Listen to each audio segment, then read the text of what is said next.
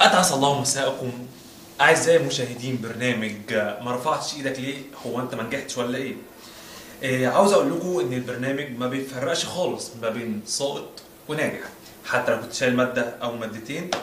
أنت هنا وسط إخواتك وأهلك وأبوك وأمك.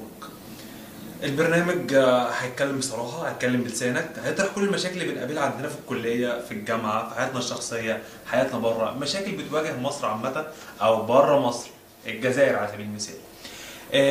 هنطرح كل المشاكل دي بطريقة جديدة وفريش من خلال جروب الناجح يرفع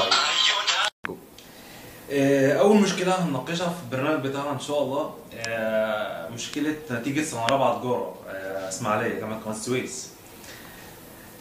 مش لاقيين نتيجة لحد دلوقتي. النتيجة بتاعت سنة رابعة تجارة ما ظهرتش. النتيجة في الدنيا كلها ظهرت، ابتدائي ظهر، إعدادي ظهر، ثانوي ظهر.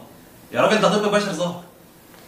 إلا سمعنا إشاعات إن نتيجة سنة رابعة تجارة ضاعت، وفي ناس بتقول إنها بتصيف، وفي ناس تانية بتقول إن النتيجة حلوة جدا، حلوة قوي، من كتر حلاوتها مكسوفة تطلع.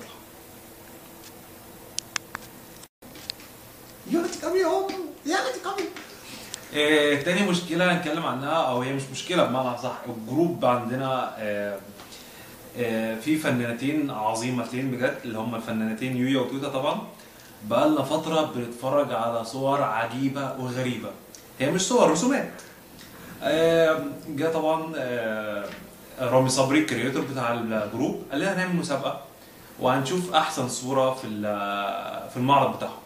هتتفرجوا معانا على المعرض بتاعهم وتقولوا رأيكم في الصور، وتشوفوا أحسن صورة أخذت جائزة الجروب.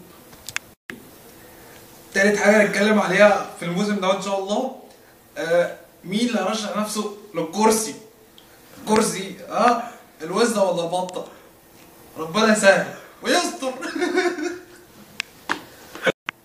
ان شاء الله هيكون في حوار مفتوح ما بيننا وما بين الاعضاء وما بين اي حد هيشترك معانا او عنده مشكله، هيتكلم معانا بصراحه وهنعرض له مشكلته من خلال البرنامج بتاعنا، برنامج ما رفعتش ايدك ليه. هنشوف المشكله وهنطرحها باسلوبنا احنا، اسلوب كويس يوصل لاكبر قدر من الناس ان شاء الله. هيكون من خلال جروب الناجح يرفع ايده. انتظرونا الخميس من كل اسبوع ان شاء الله مع البرنامج بتاعنا ما رفعتش ايدك ليه، يبقى الساعه 11 بعد صلاه الجمعه كل خميس باذن الله. مقدم برنامج يحيى المصري، ومخرج البرنامج احمد بيومي مع ما رفعتش ايدك ليه.